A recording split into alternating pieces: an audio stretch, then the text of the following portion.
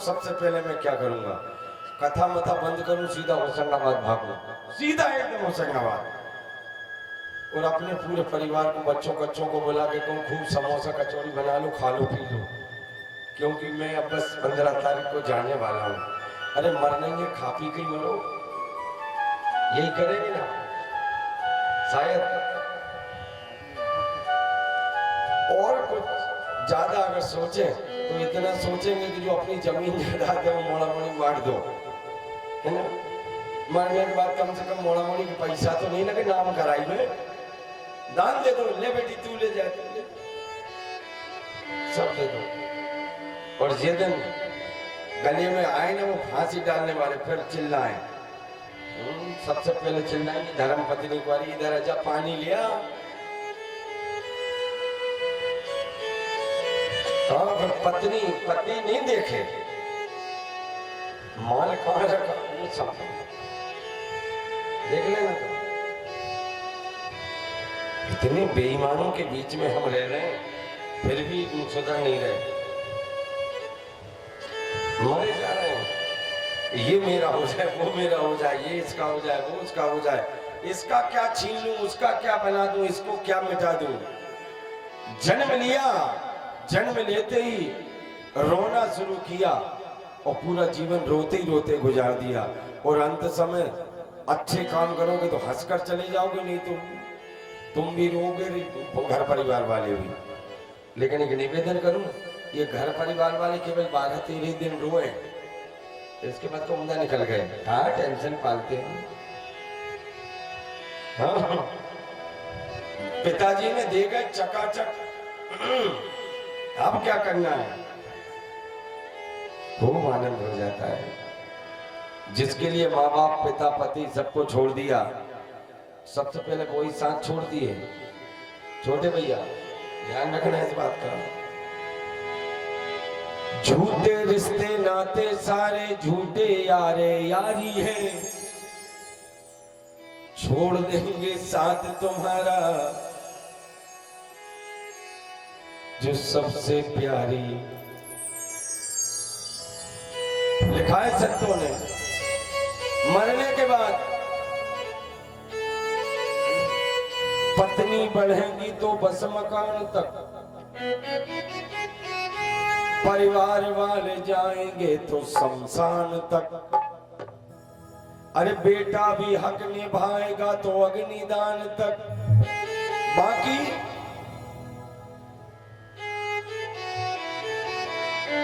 दो गज कफन का टुकड़ा सबका लिवाज होगा।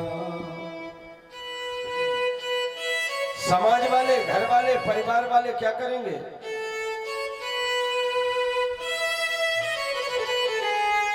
कांधे पे धर ले जाएंगे ये परिवार वाले तेरे,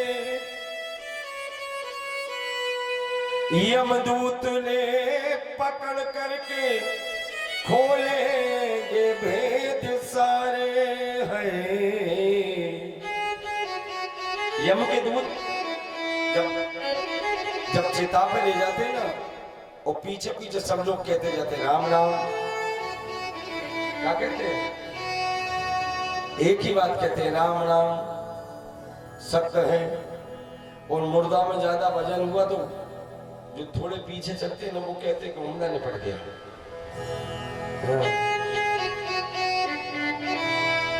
राम नाम सत्य है, मुर्दा बड़ा मस्त गाते हैं सब। लेकिन शंकर जी क्या कहते हैं, उमा कहूँ मैं अनुभव अपना, उमा कहूँ मैं अनुभव अपना,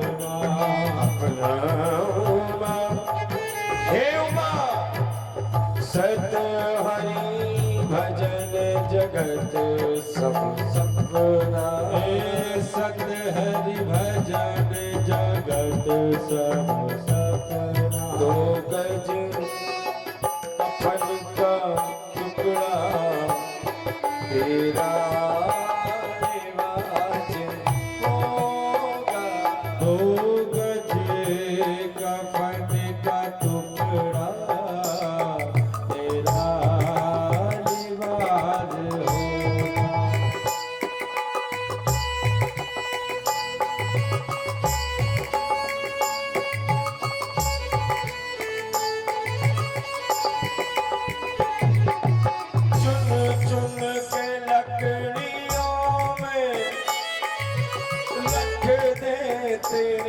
बदन को, चुन चुन के लकड़ियों में रख दे तेरे बदन को, ला करके उड़ा देंगे लाए हुए कफन को, ला करके उड़ा देंगे लाए हुए कफन को, दे देगा आग तुझको, दे देगा आग तुझको, बेटा जो पास होगा, 2 गज कफन का टुकड़ा तेरा लिबास होगा, 2 गज कफन का टुकड़ा तेरा लिबास होगा। परिवार, जमाना केवल जब तक ही साथ लेता देता है जब तक मतलब होता है। मतलब निकला तो बस ले जाओ और जला दो, हो गई कथा समाप्त। ज्यादा से ज्यादा लौकिक मर्यादा के लिए 10-12 दिन घर बैठे रहेंगे, पर आजकल तो उतना भी नहीं हो रहा। अगर बेटा कहीं अच्छे बड़े पद पे है ना, तो परिवार वालों से कहते तो तुम देखना मैं जरा आता हूँ ड्यूटी पे। अब पिताजी चले गए तो वो तो जाना ही था, नौकरी थोड़ी छोड़ू पिताजी के लिए, कोई नहीं छोड़ता, कोई नहीं छोड़ता, जाने वाला सा तो गया।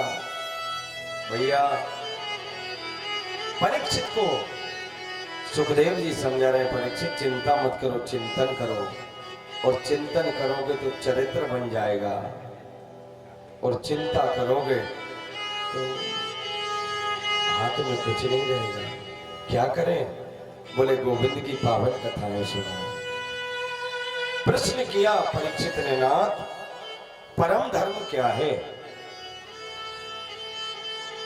पहला प्रश्न किया परीक्षित ने, परम धर्म क्या है? प्रतिदिन स्नान करना, अपने परिवार का पालन पोषण करना, भगवान के मंदिर में जाकर दान पुण्य करना, क्या परम धर्म है? परीक्षित से जब इस प्रकार के भाव सुने तो श्री शुक्राचार्य जी महाराज कहते हैं, परीक्षित आपने बड़े उत्तम प्रश्न किए हैं। परम धर्म है परहित, सर्वदा परहित करते रहिए।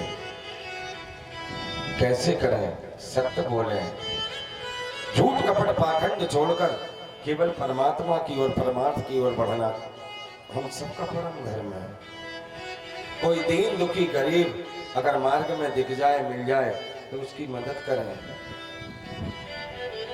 अच्छा, कुछ लोग परम धर्म को अलग ही बना लेते हैं। माँ अपने बेटा बेटियों को खूब पढ़ा लिखा कर कलेक्टर बना दिया, और फिर पंडित जी से हमने तो बड़ा पुण्य कर दिया। क्या किया? बोले हमने हमारी बेटी की विवाह में 15 लाख रुपए खर्च किए गुरुजी, बड़ा धर्म किया हमने। तो ये तुम्हारा धर्म थोड़ी, ये तो तुम्हारा कर्म है, कर्तव्य है, इसको तो तुम्हें करना ही है। अगर धर्म कमाना है ना, तो समरक ढाना में कोई गरीब की बेटा बेटी दिख जाए और उन्हें देखकर मन में अगर तुम्हारे उन्हें कुछ देने का भाव उत्पन्न हो जाए, समझ लीजिए कि आज मैं परम धर्म कर रहा हूं, कर दीजिए। गांव में मंदिर नहीं है, मोहल्ले में धर्मशाला नहीं है, गौ माता कहीं इधर उधर यत्र तत्र सर्वत्र भूखी भटक रही है, तो गौ माता के लिए चारा पानी की व्यवस्था कर दो। मोहल्ले में, क्षेत्र में, कॉलोनी में अगर मंदिर नहीं है तो मंदिर, कुआं, तालाब, बावड़ी बनाकर समाज के लिए कुछ अपना नाम कर दो। इससे बड़ा कोई पुण्य, इससे बड़ा कोई धर्म नहीं हो सकता। लेकिन आज के लोगों को देखो, मंदिर के नाम पे चंदा कर ले और चंदई में से धमका रहे हैं।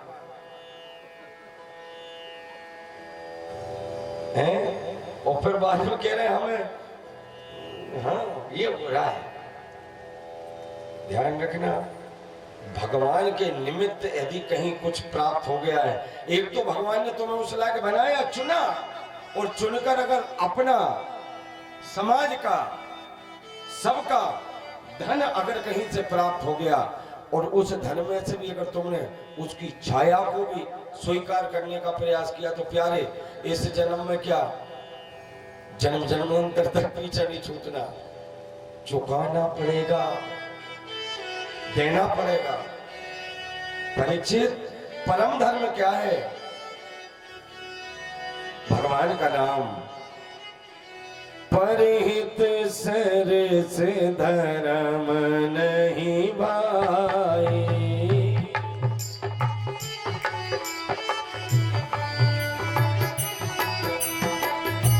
परहित सरस धर्म नहीं भाई, परहित सरस धर्म नहीं भाई, पर पीड़ा सम नहीं अधमाई, पर पीड़ा सम नहीं अधमाई, पर पीड़ा सम नहीं।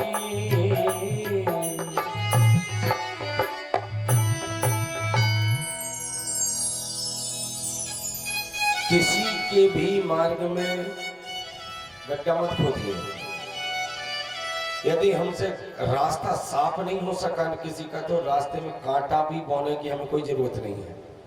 कई लोगों को देखा होगा, रास्ते में से चलते जाते हैं, हाथ में डंडी रहती, बिना मतलब की बीमारी, ये बिना मतलब की बीमारी है। रास्ते में जा रहे हैं और बबूल का पेड़ दिखा तो बबूल के पेड़ में मार रहे हैं डंडा, कांटे अच्छे मार के बोल रहे हैं। कहीं ऐसा तो नहीं कि तेरे बेटा बेटी पीछे से आ रहे हो, कांटा उनको ही गड़ जाए? गड़ेगा, ये तो पक्का है, गड़ना है। क्योंकि तुम किसी के मार्ग में कांटे बोओगे तो एक दिन तुम्हारा कोई अपना ही वहां जाएगा और उस कांटे पर पैर रखकर जीवन भर का दुख लेकर परमधाम को जाएगा। परीक्षित, चिंता मत करो, केवल चिंतन करो। 7 दिनों तक मैं तुम्हें ऐसी पावन कथाएं सुनाऊंगा कि फिर तुम्हें मृत्यु का भय नहीं लगेगा। पूछा, प्रभु भगवान के कितने अवतार हुए और ये जो सृष्टि है ये कैसे ब्रह्मा जी ने रची, मानवीय सृष्टि कैसे हुई? अब यहां से मानवीय सृष्टियों की पावन कथा श्री सुखदेव जी महाराज परीक्षित को श्रवण करा रहे हैं। परीक्षित, सर्वप्रथम श्री विष्णु जी क्षीर सागर में सहस्त्र फनों के आसन पर सागर में भगवान का ध्यान कर रहे हैं। विष्णु जी की नाभि से एक पुष्प, कमल पुष्प चला और उस कमल पुष्प पर 4 मुखी ब्रह्मा प्रकट हो गए। ब्रह्मा जी ने देखा कि मैं कौन हूं, मेरा क्यों जन्म हुआ। 2 वर्ण प्रकट हुए और दोनों वर्ण एक हुए और उन वर्णों को मिलकर शब्द बना तप। तप। विष्णु जी से पूछा ये तप क्या है? बोले तप यानी भजन, तप करो।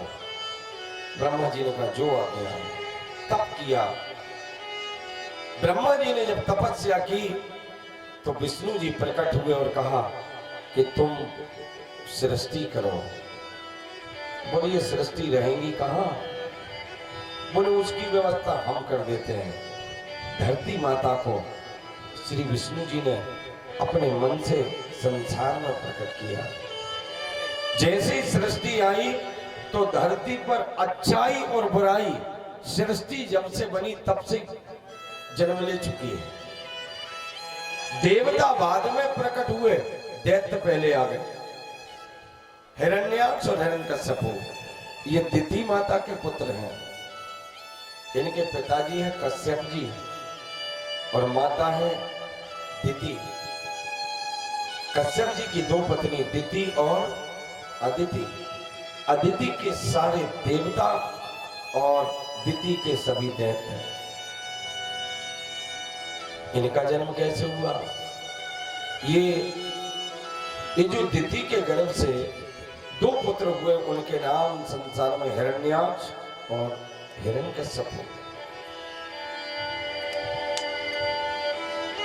ये पूर्व जन्म में दोनों भगवान श्री हरि के द्वारपाल थे।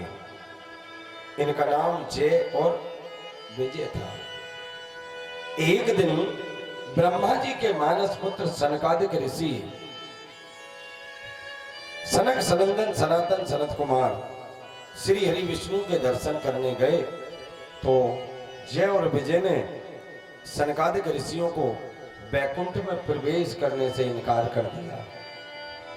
चारों कुमारों ने श्राप दे दिया, जाओ हम तुम्हें श्राप देते हैं कि तुम 3 जन्मों तक राक्षस हो जाओ। तीनों जन्मों में ये राक्षस बने। पहले जन्म में हिरण्याक्ष हिरण्यकश्यपु, दूसरे जन्म में रावण और कुंभकर्ण, और तीसरे जन्म में शिशुपाल और दंतवक्र। एक जन्म में हिरण्याक्ष हिरण्यकश्यपु को मारने भगवान वाराह और नरसिंह ने अवतार लिया। ये अवतार भगवान श्री हरि ने लिए। दूसरे जन्म में रावण कुंभकर्ण का उद्धार करने दशरथ के आंगन में भगवान श्री राघवेंद्र सरकार पधारे। और तीसरे जन्म में शिशुपाल और दंतवक्र का उद्धार करने भगवान श्याम सुंदर इस धरा पर आएंगे। बोलिए वृंदावन बिहारी लाल। अधर्म जब धरती पर आता है तो अधर्म का नाश करने, धर्म की रक्षा करने हमारा गोविंद, हमारे प्रभु श्री हरि विष्णु यहाँ प्रकट हो जाया करते हैं।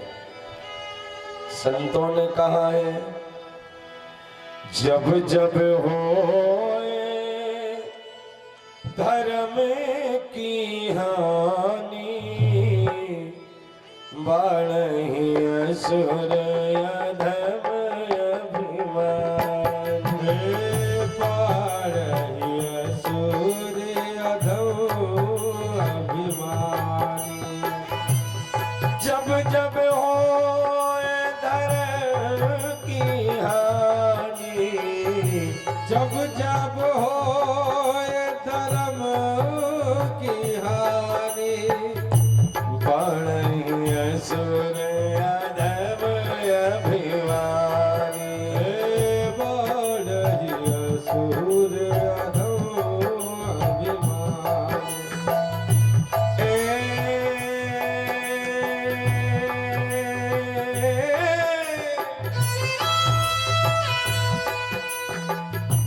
तब तब धरि प्रभु जी गोविंद,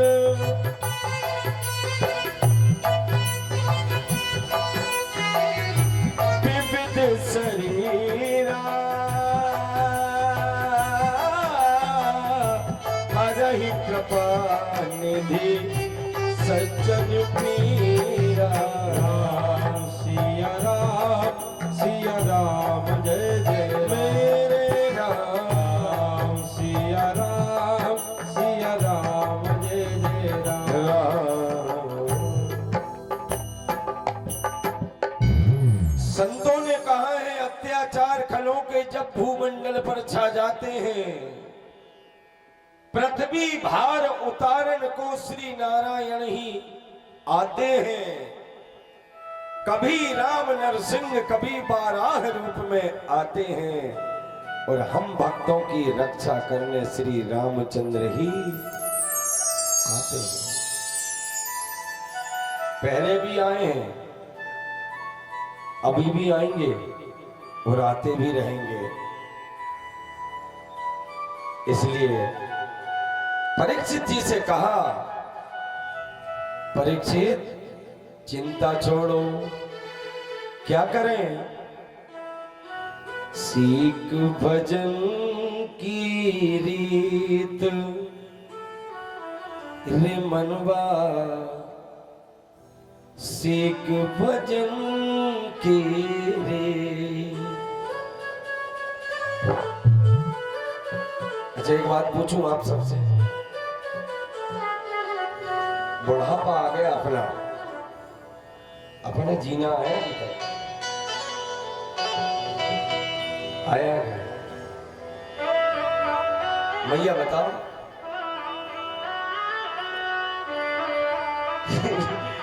ये माँ बिल्कुल सही कह रही,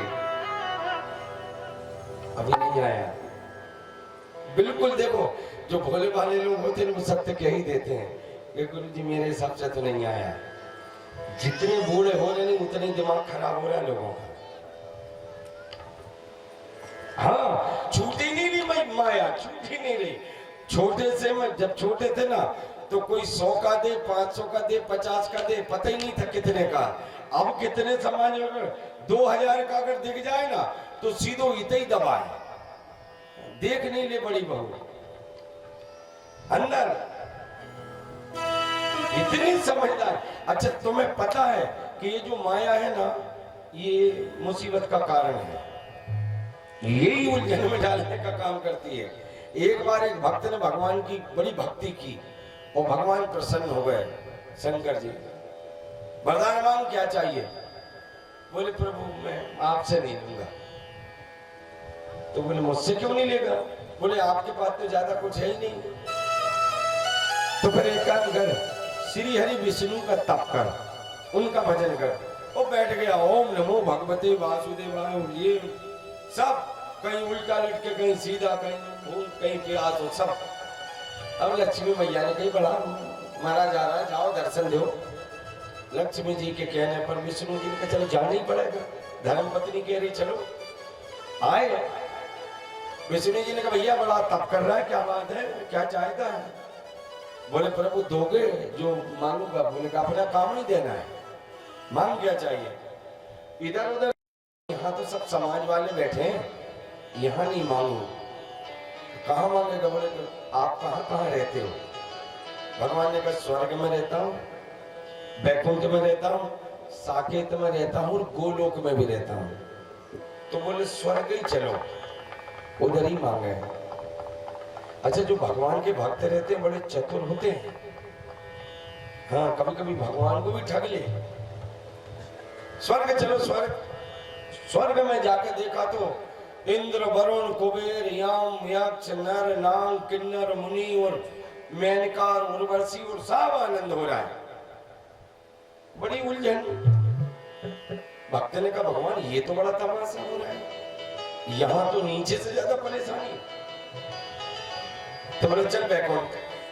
वैकुंठ पहुंचे तो वहां कुछ खास लोग, ब्रह्मा जी और सरस्वती मैया, बड़े बड़े लोग। उनके ये कौन कौन है? बोले ये ब्रह्मा जी लिखने का काम करते हैं, दुनिया का काम। शंकर जी संहार करने का काम, हमारा पालन करना, और ये हमारी शक्तियां तीनों। बोले यहां भी नहीं मांगना, साकेत चलो साकेत। साकेत पहुंचे तो उधर देखा तो परिवार की सब भरत शत्रुघ्न और ये। उनके प्रभु यहाँ भी कुछ आनंद नहीं है, गोलोक चलो। गोलोक में देखा तो श्री हरि विष्णु नीलवर्ण दिव्य आसन पर बैठे हैं। मैया लक्ष्मी पैर दबा रही है और भक्ति मैया पंखा कर रही है। देखा प्रभु यहां थोड़ा ठीक है। बोले जो आपके पांव में बैठी ये कौन है? बोली ये मेरी माया है। और जो पंखा कर रही है वो बोली ये मेरी भक्ति है। इन दोनों में अंतर क्या है?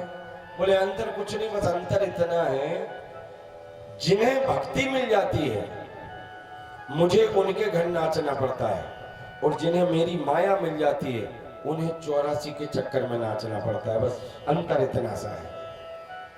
अब तू ये बता दोनों में से क्या चाहिए? भक्त ने सोचा माया ले गया तो मैं नचूंगा, भक्ति ले गया तो भगवान नचेंगे, मरना दोनों तरफ से मेरे ही। भगवान मेरे घर नाचे वो भी अच्छा नहीं, और मैं नाचूं वो भी अच्छा नहीं। इसलिए ऐसा करूं, कुछ ऐसा मांग लूं कि अब नाचने ही ना पड़े। और मांग लिया भक्त ने,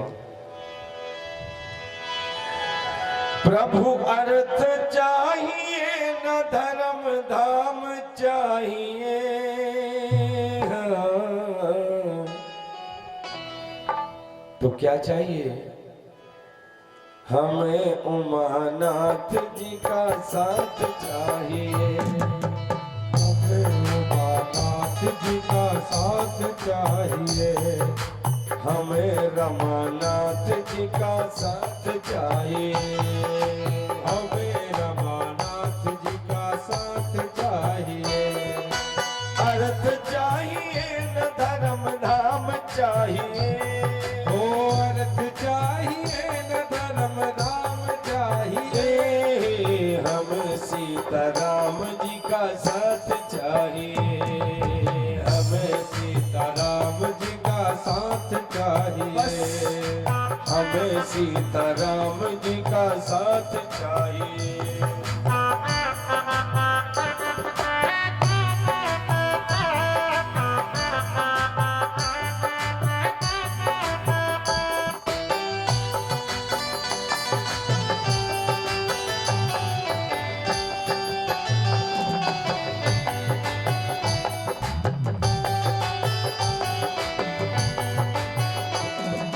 हमें रमानाथ जी का साथ चाहिए।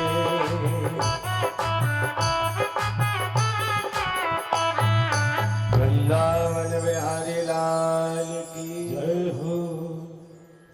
सीख लीजिए हमें क्या का दर्शन सर्वदा बस होता रहे, और जितना बन सके परहित और परोपकार करने का प्रयास करिए। ज्यादा से ज्यादा सत्य बोलें, और माया के जो सुख और गुण हैं उनसे थोड़ा दूर रहें। अच्छा, माया ऐसा नहीं कि होना नहीं होना, लेकिन ज्यादा होना भी देखा होगा आपने, जिनके पास थोड़ा ज्यादा हो जाता है ना तो नीचे देखते नहीं, अकड़ के ही चलता है। हाँ बिल्कुल। आज अपने पास मोटरसाइकिल है तो सबसे दुआ सलाम नमस्कार हो रही है, और कहीं फॉर्च्यूनर आ गई नहीं, देखा ही नहीं नीचे, और भगवान की कृपा से कहीं एक आध कोई पद और मिल गया, अरे फिर तो काले बमूर की तरह अकड़ के ही चले, देख ही नहीं रहे नीचे किसी को कौन हमारे आजू बाजू में है। और देखना, जिनको पद मिला जब तक नहीं मिला हाथ जोड़ते, और जैसे ही मिला तो दूर रहो दूर।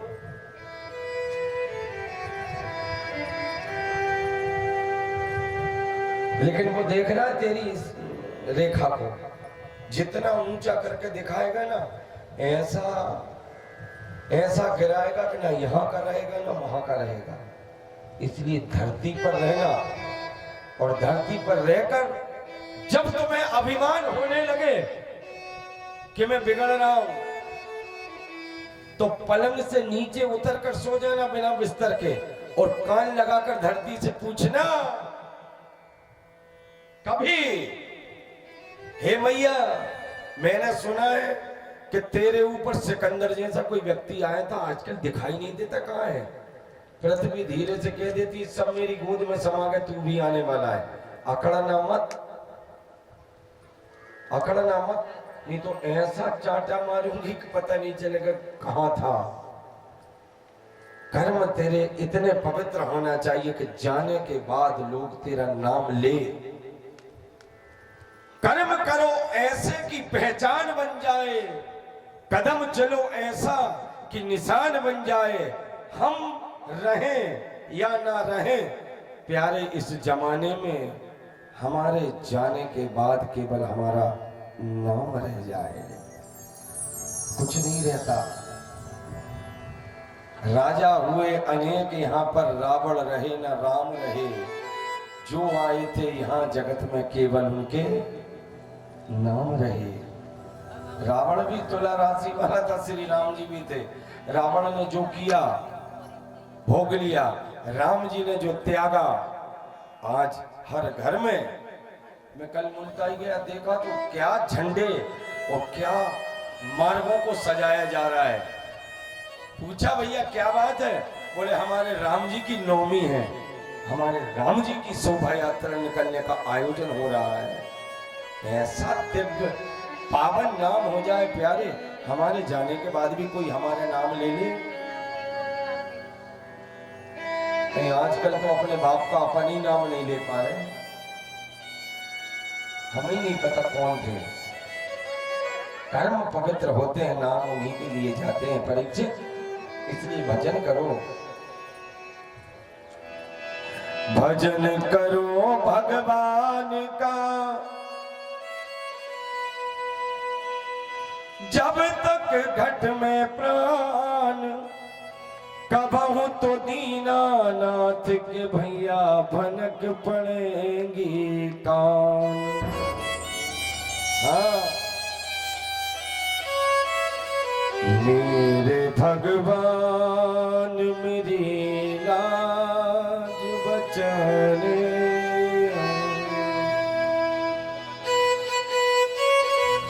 परीक्षित बार बार कहते हैं दयालु भगवान के कितने अवतार हुए बताओ तो।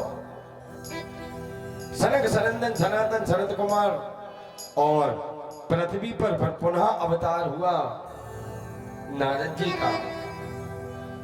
नारद जी से कहा सृष्टि करो, नारद ने कहा हम सृष्टि नहीं करेंगे, हम तो बस भजन करना है। सप्त ऋषियों को प्रकट किया, सातों ऋषियों से कहा भजन करो, सृष्टि करो। ऋषियों ने कहा संतों का जन्म सबको सदमार्ग पर देने के लिए होता है, सबको सदमार्ग पर पहुंचाने को जन्म होता है। सप्त ऋषि भी चले। ब्रह्मा जी ने सृष्टि की, मनु और शत्रुपा को प्रकट किया। मनु महाराज इस संसार में पहले पुरुष हैं और शत्रुपा मैया पहली देवी है जिनसे मानवीय सृष्टि उत्पन्न हुई है।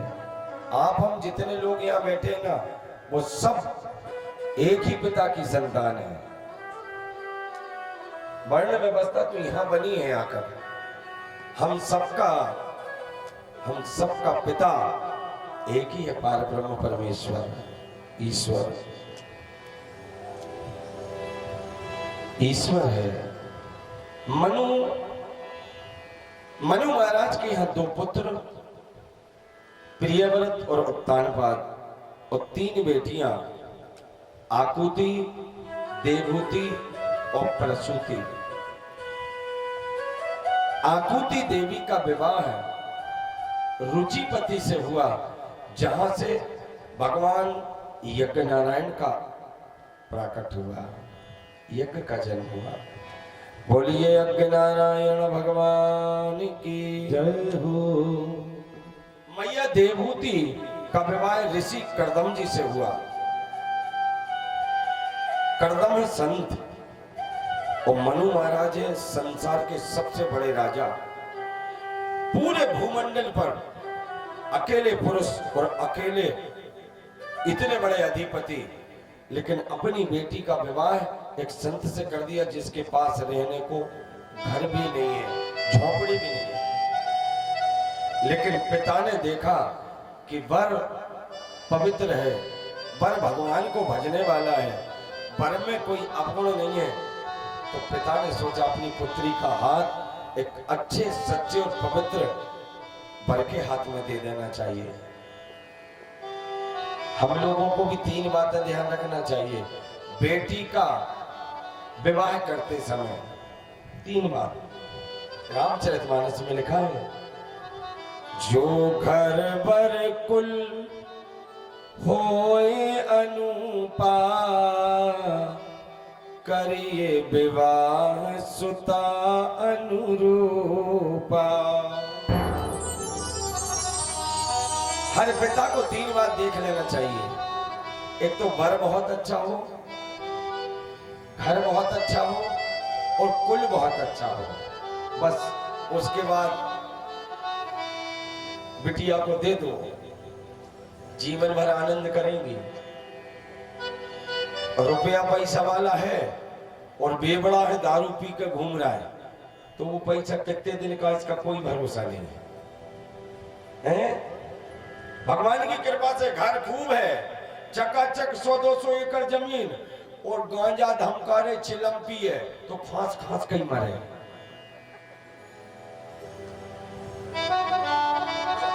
क्या विवाह है ऐसे घर में अपनी बेटी का? वैसे अपने घर तो ऐसा कहीं नहीं देखा मैंने, यहाँ तो सब बढ़िया चकाचक है।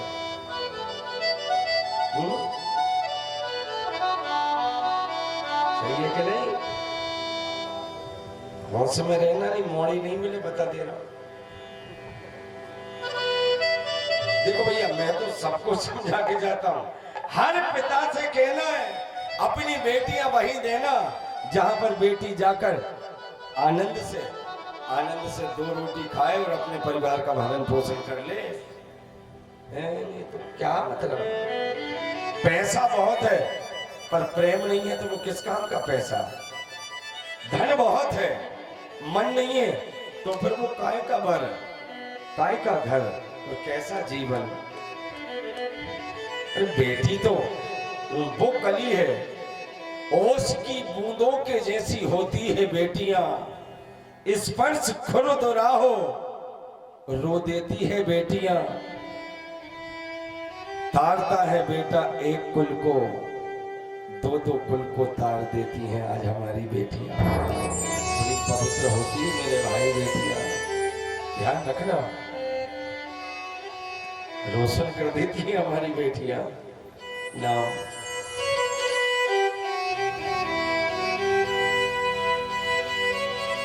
फूलों की तरह, कलियों की तरह, हर पिता हर भाई अपनी बहन के लिए, अपनी बेटी के लिए सब कुछ भेंट करने को तैयार होता है। नाजों से तुझे पाला मैंने, फूलों की तरह, कलियों की तरह, मेरे बाग की ए नाजुक डाली, तुझे हर दिन नई बहार मिले।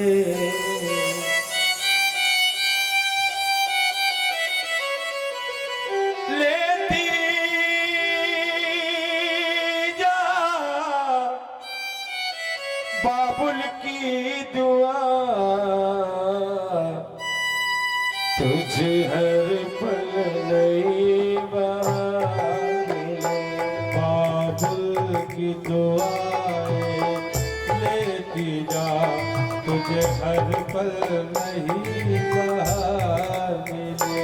बाबुल की दुआएं लेती जा, जा तुझको सुखी संसार में। बाबुल की दुआएं लेती जा, जा तुझको सुखी परिवार मिले।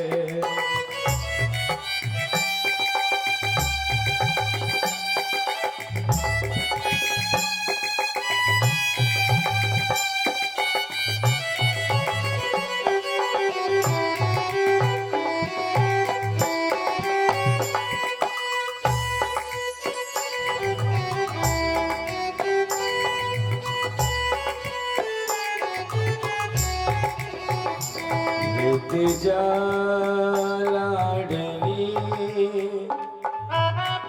लाडली ज़बरी।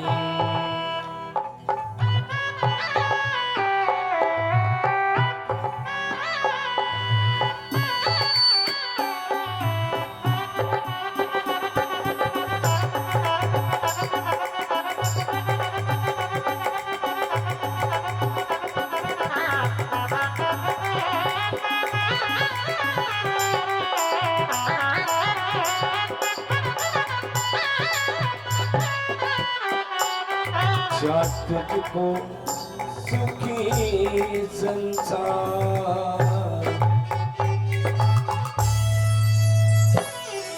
और बेटियों से निवेदन है, अपने घर जाकर अपने इस घर को तुरंत भूल जाना। जिस दिन डोली में बैठकर घर से बाहर हुई, उसी दिन पिताजी से कह देना, अपने भाई से कह देना कि भैया केवल रक्षाबंधन और होली पे आऊंगी, बीच में मुझे समय बिल्कुल नहीं है, बिल्कुल नहीं है। तुम अपना देखो, मुझे अपना घर सजाना है। जब तक तेरे घर में रही, तेरे घर में रंग भरती रही, अब अपने घर को जाकर स्वर्ग बनाना। बेटी बस इतना सोच ले, बैकुंठ बन जाता है प्यारे उसका घर। लेकिन ये वो बेटी कर पाती जिसकी बेटी की माँ का दिमाग ठीक होता है, और माँ की बुद्धि खराब है तो बेटी कितनी बेटी जाने। बेटी सीता तभी बनेगी जब माँ सुनैना होंगी।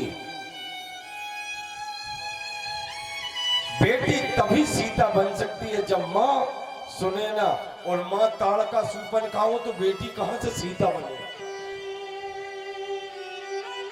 ये हो रहा है आज, ये आज हो रहा है। हर माँ अपनी बेटी के जीवन में गलत बीज बोकर भेजती है। दे दिया एंड्रॉइड मोबाइल और 500 रुपए का बैलेंस, ले जा, अगर कोई घर में जरा दिक्कत करे तो मिस कॉल कर देना, सर फड़वा दूंगी। हो गया फिर घर स्वर्ग। माँ क्या कहती है अपनी बेटी से, बिटिया हो बिटिया ले जा तोता मैना,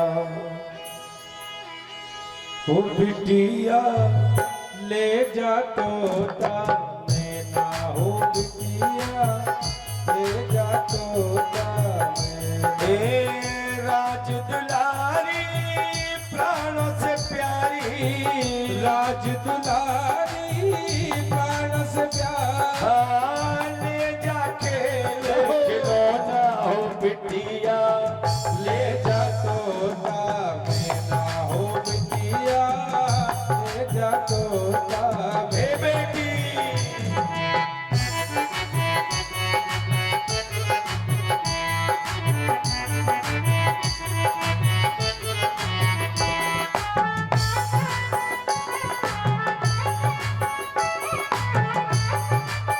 जय जय, आम से ताली बजाइए, जय हो।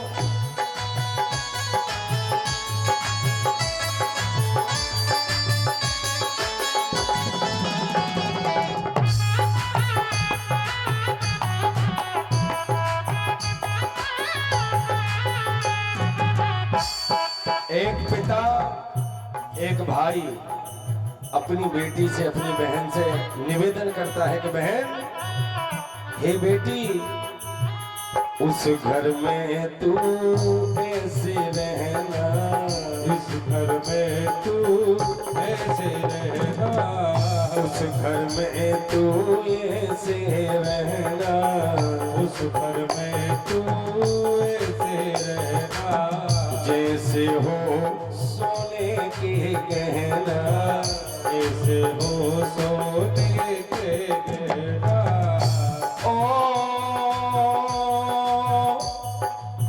ससुर पिता को सास को मैया, ससुर पिता सास को मैया, ससुर पिता को सासू को मैया, ससुर पिता को सास को मैया। अरे ननद को बहना कहना हो बिटिया, ले जा तोता मैना, हो बिटिया ले जा तोता मैना, ये बिटिया ले जा खेल खिलौना, हो बिटिया ले जा खेल खिलौना।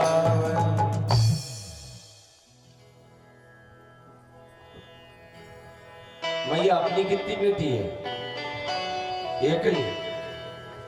उधर ठीक है ना, चकाचक।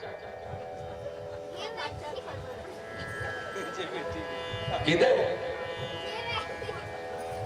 एक बात कहूं, ये बेटियां अपने घर में चकाचक वही रहती जिसकी माँ की बुद्धि ठीक होती है। तुम लिखा पढ़ा के गलत भेजोगी तो सास के तो हाँ, पर पूजन थोड़ी हुआ उधर।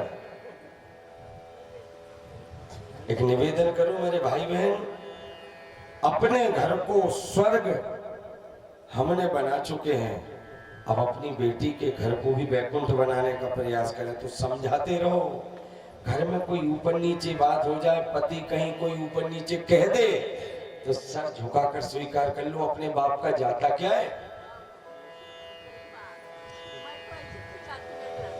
मायके में यदि बेटी की बार बार बात होंगी, बेटी 3 बार फोन करेंगी तो 1 बार आग जरूर लगेगी, ये समझ लेना। और आग लगाने का काम 2 करती है, एक तो ननद और एक देवरानी जेठानी, बस दूसरा कोई नहीं। घर अगर बिगड़ता है, घर अगर फूटता है, घर अगर टूटता है तो ननद कभी नहीं चाहे कि मेरी भाभी को सिक्का जमे। हमेशा देख लेना, हर घर में चले जाना, उलझने वहीं उलझती है जहां पर विचार एक नहीं होते, जहां पर विचार नेक नहीं होते। इसलिए बहुओं से, बेटियों से करबद्ध निवेदन है तो मिलकर रहो, लूका सूका जो मिले आनंद करो, लेकिन अपने घर की बात घर से बाहर नहीं होना चाहिए।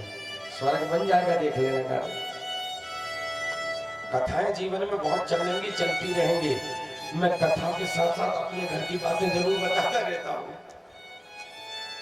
ये हो गया तो जीवन संवर गया, और ये नहीं हुआ तो फिर तुमने क्या कर दिया भैया। आइए कथा में चले। मनु की बेटी देवहूति का विवाह हुआ कर्दम से, और कर्दम है संत, और जब चले तो चलते चलते चलते जंगल में पीछे पीछे राजा की पुत्री, और आगे संत पति बनकर जा रहे हैं, और ले जाकर एक सरोवर के किनारे एक ऐसी झोपड़ी जहां पर ऊपर पत्ते भी विधिवत नहीं है, चारों ओर से झोपड़ी टूटी हुई है। और कर्दम जी रुक गए। देवहूति ने कहा चलो प्रभु। बोले कहां? हमारा घर कहां है? बोले अपना घर यही है, जंगल में एक छोटी सी झोपड़ी, बस यहीं रहता हूं मैं तो। जी जो आज्ञा।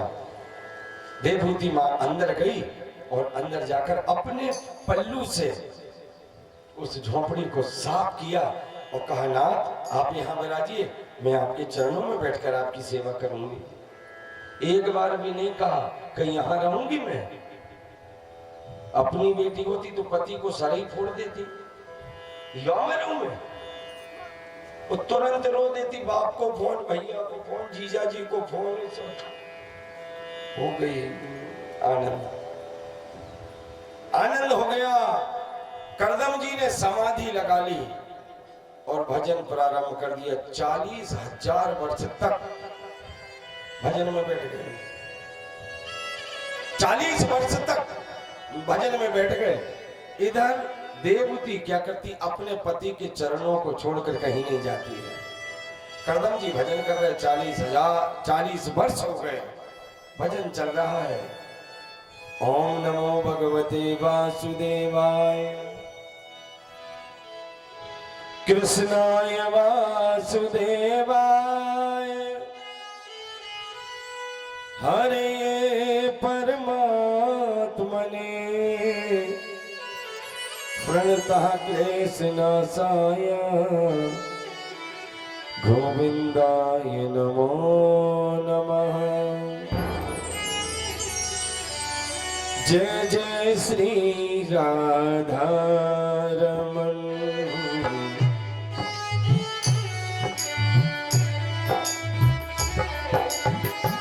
जय जय नवल किशोर, जय जय नवल किशोर,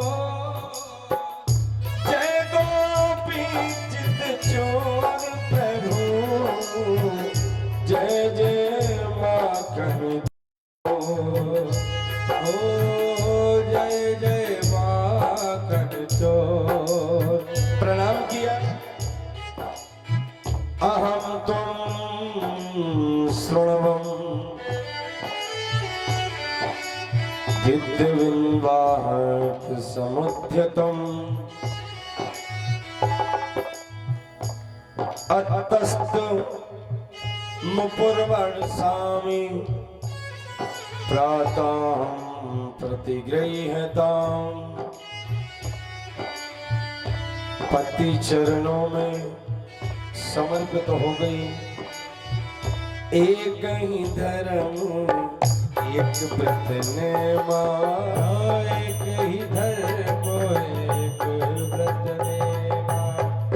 एक ही धर्म एक व्रत नेमा, एक ही धर्म एक व्रत नेमा।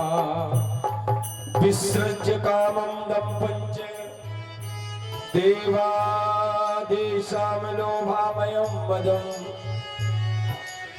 अप्रमत्त धोता नित्यं तेजिश्याम समायतम्। संभाव से सेवा कर रही है देवहूति मैया। तुष्टो हमद्य तब मानवानि मानवादित्य श्रुतः परमाया परमच्च भक्तो देहि नामयति व्यते। एक ही धर्म एक व्रत नेमा, एक ही धर्म एक व्रत नेमा। एक ही धर्म एक व्रत नेमा, एक ही धर्म एक व्रत नेमा। काय वचन मम पति पद प्रेम, काय वचन मम पति पद प्रेमा। पति पद प्रेम, पति पद प्रेम, पति पद रे प्रेम प्रेम प्रेम। ये बात जिनके जीवन में उतर जाती है उसकी बात ही कुछ और हो जाती है। धर्म पत्नी का कर्तव्य है अपने पति को पत ना करे, केवल पति को परमेश्वर मानकर उसकी सेवा पूजन भजन करे। बस यही जीवन का सर्वस्व सार है। देवहूति ने भी वही किया। भजन कर रहे हैं करदम जी और पूजन कर रही है मैया देवहूति। सारा पुण्य धर्म पत्नी के खाते में आने लगा। 40 वर्षों के बाद जब समाधि खुली तो क्या देखा, देवहूति मैया के बाल सफेद हो चुके हैं। करदम जी भी वृद्धावस्था को चले गए और आंखों को खोला, देखा, पूछा देवी आप कौन? देवहूति ने कहा ना, मैं मनु महाराज की पुत्री आपकी धर्म पत्नी देवहूति हूं। अच्छा हमारा विवाह भी हुआ? बोले हाँ 40 वर्ष पहले विवाह हुआ। आप भजन में बैठ गए थे इसलिए भूल गए कि मैं आपकी पत्नी हूं। नाथ धन्य है वह पति, धन्य है वह दाम्पत्य जीवन। कहा देवी अगर तुमने मुझसे विवाह किया और मैंने भजन किया है तो इस भजन का सारा पुण्य मैं अब तुम्हें प्रदान करूंगा। देवहूति का वामंग धारण किया और सरोवर में जाकर स्नान किया। दोनों करदम और देवहूति 16 वर्षीय युवा युवती बनकर परमात्मा के चरणों में समर्पित होकर 9 कन्याओं को जन्म देने वाले हुए। भजन किया था करदम ने, पुण्य प्राप्त हुआ। प्रभु आपने कहा था कि मैं आपके यहाँ जन्म लेकर आऊंगा, पता ही नहीं है कब आओगे। बोले 10वें पुत्र के रूप में हम स्वयं आपके यहाँ जन्म लेकर आएंगे। और करदम देवहूति के यहाँ 10वें पुत्र के रूप में भगवान कपिल साक्षात विष्णु के अवतार में प्रकट हुए। बोलिए कपिल भगवान की। देखो भैया ये कथा हमें बताती है कि जिनका जीवन पवित्र होता है एक बेटी हो, दो बेटी हो, तीसरे नंबर पे तो भगवान कन्हैया आते ही हैं, ये पक्का समझ लीजिए। और किसी किसी की अगर 5 बेटी हो गई ना, तो पिता तो जैसे तैसे कर ही लेता है, लेकिन मैया लोगों का दिमाग, और जिसमें सास का दिमाग तो लगा ही नहीं फिर। हाँ, ऐसी आई है बेटी बेटी दे रही, जबकि उसकी क्या गलती बेचारी की। अरे ये तो भाग्य है, जिसके जिसमें किस्मत में 9 बेटियां भी हो नव दुर्गा, तो तुम क्या करो। देवहूति मैया के यहाँ 9 बेटियां, 9 कन्या, 9 कन्याओं का पानी ग्रहण जिस घर से हो जाता प्यारे, उस घर के सारे पाप धुलकर पुण्य में एक बेटी का भी कन्यादान अगर मंडप से हो जाता है ना, पिता के यहाँ से जन्म सफल हो जाता है। एक कन्यादान भी हो गया, सबसे बड़ा दान है। संतों ने कहा, दान कौन सा श्रेष्ठ है जाने सकल जहान, प्रभु की शक्ति के उठी केवल कन्यादान। है कोई दान बड़ा? सोना चांदी हीरे मोती पन्ना पुखराज और जमीन जायदाद मकान दुकान तो सब दान करे। है कोई जो अपने जिगर के टुकड़े को दान करता है? लेकिन वो केवल बाप है जो अपनी बेटी को पाल पोस कर बड़ा करता है और दे देता है उसको जिससे कोई परिचय नहीं है, ले जाए। एक बाप का हृदय जितना बड़ा होता है, दुनिया में उससे बड़ा कोई हृदय हो ही नहीं सकता प्यारे। लहरा सलामत लाड़ो तू मेरी, लेती जा मेरी दुआएं सारी। हे बेटी उतरी है तू आसमान से, तुझ सा जमीन पे कहाँ।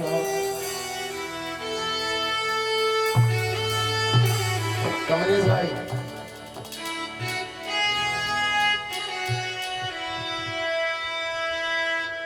कमलेश भाई चिंता करने की जरूरत नहीं है, केवल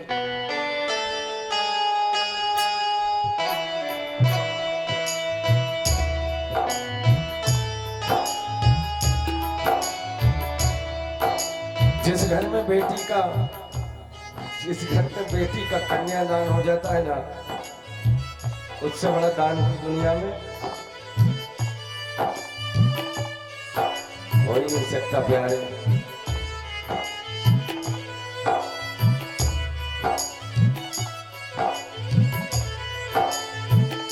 खुशबू जैसी तू चंचल है, तेरा संग है अमृत जैसा, तुझसे जमीन पे कहा। लाडली बिटिया लाडली,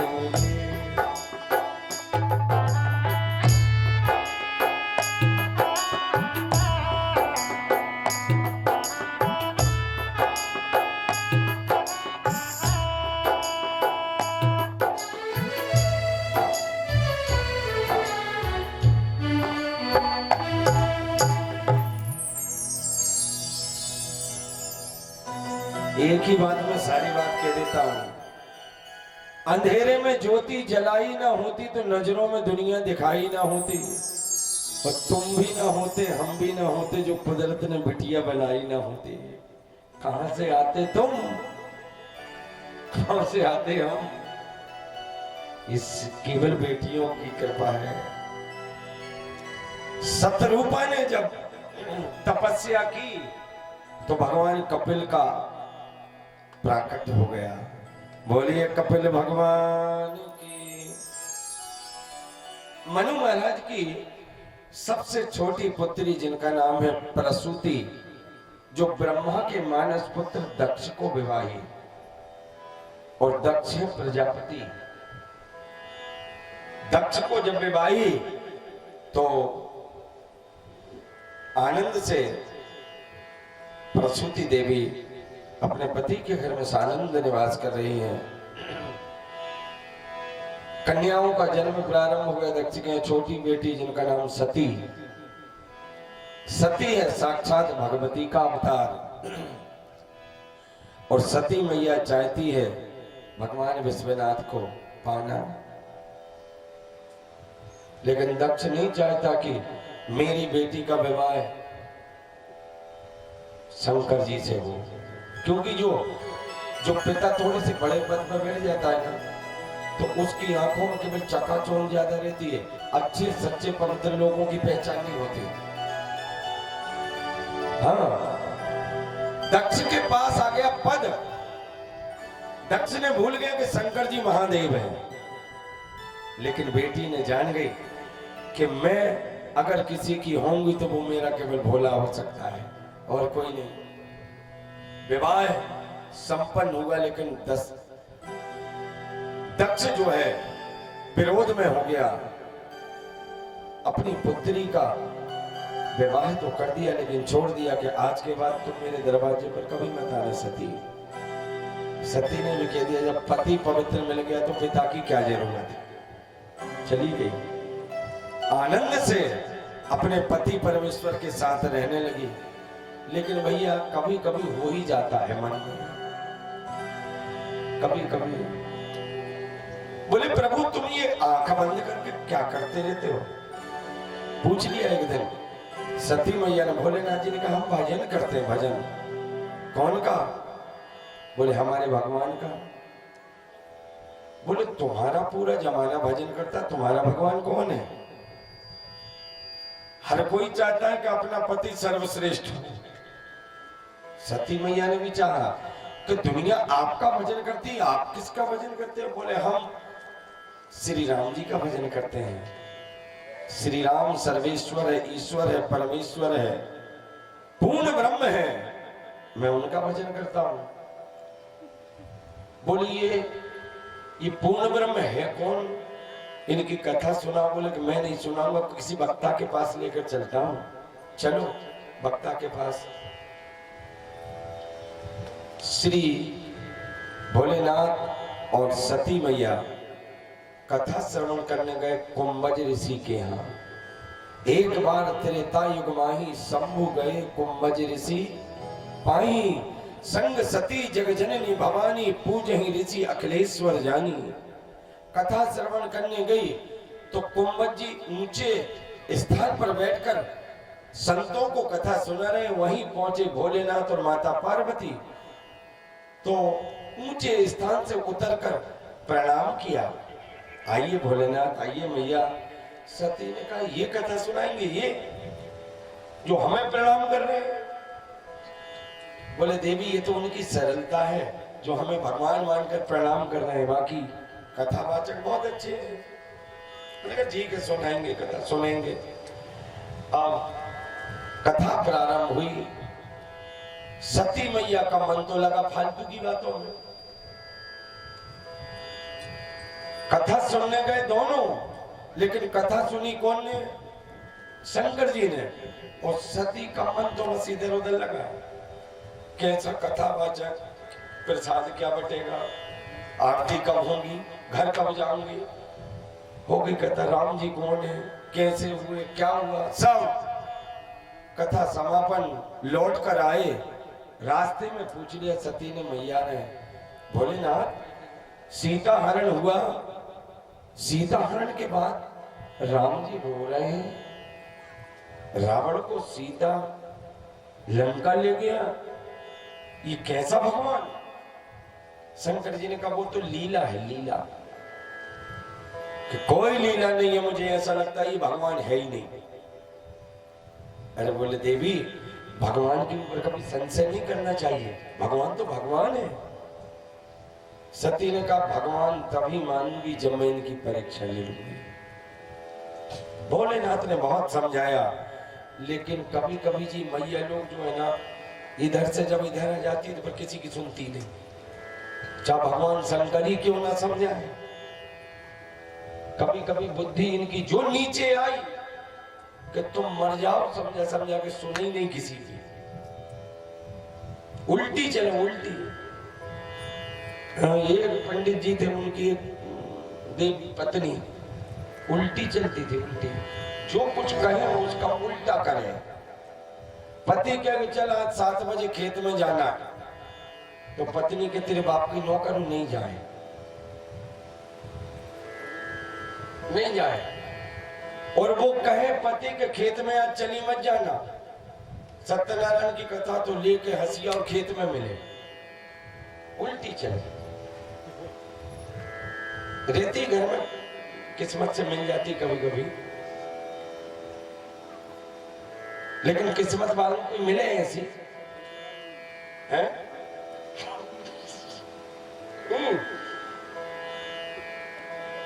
कथा चल रही और पति देव पहुंच गए पंडित जी के पास। क्या बात है भैया, बड़ी चिंता है। कि चिंता क्या बताऊं गुरुजी, हमारे यहाँ जो है ना, हाँ, कि वो गड़बड़ है। मैंने क्या क्या गड़बड़ी है? कि मैं जो कुछ कहता हूं ना कि ये कर, उसका उल्टा करे। तो कथावाचक भी कोई वैसे थोड़ी बनती। कथावाचक ने कह दी जो तुम्हें कराना उसका उल्टा बोलना शुरू कर दो, वो सीधा शुरू कर देंगे। कहां फालतू की बातों में लगे हुए। हाँ गुरु, ये तो मैं भूल ही गया था। यदि तुम्हें खेत में ले जाना है पत्नी को, तो शाम को कह के सोया करो, कल खेत में चल मत देना। जाएंगी, दिन भर काम करेंगी भूखी प्यासी, और फिर शाम को कह देना दिन भर चना काटते ही रहना, घर मत चल देना, मैं तो जा रहा हूं। पीछे पीछे आ जाएंगे। जैसे ही घर आए बोल देना रोटी तो बना ही मत देना। बनाएंगे, उल्टा बोल, सीधा हो जाएगा। मान गया ये बात। चलता रहा। एक दिन क्या हुआ कि कुंभ आ गया, कुंभ हरिद्वार। स्वामी जी को जाना था। पति को पता था कि अगर पत्नी तीर्थ गई तो दुगना पुण्य मिले।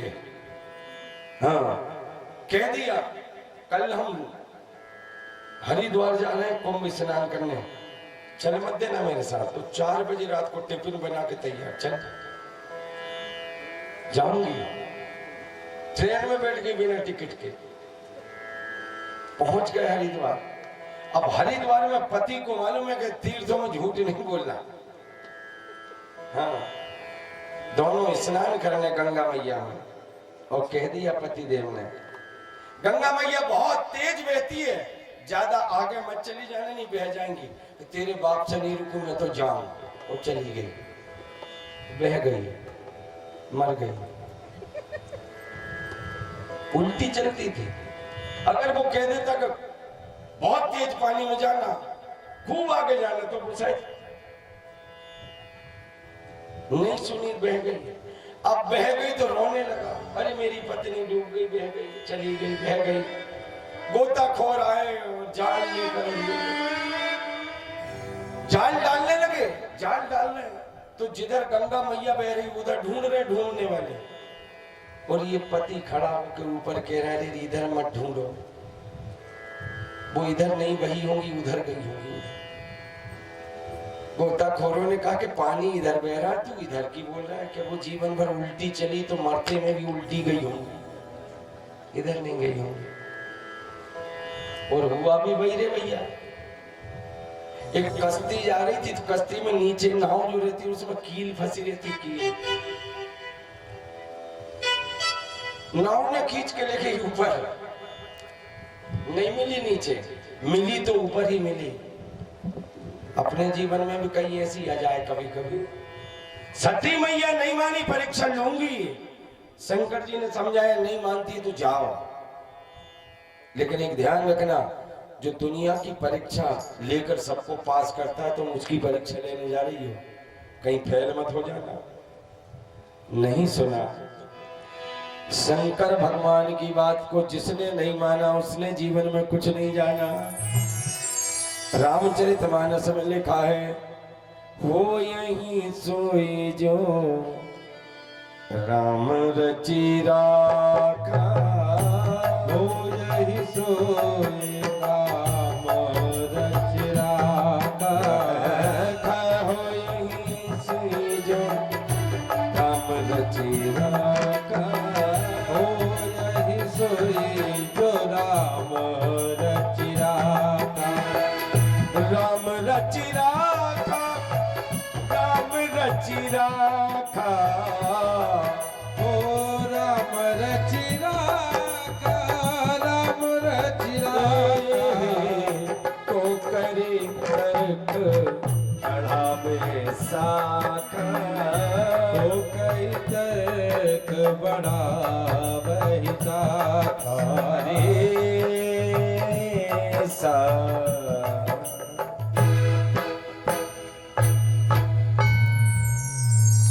परीक्षा लेने गई तो क्या किया?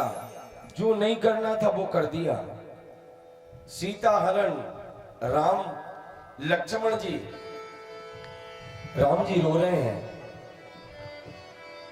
और ऐसे नहीं रो रहे, ऐसे रोए कि सती और शिव भी राम जी की उस लीला को देखकर नहीं समझ पाए कि ये भगवान है।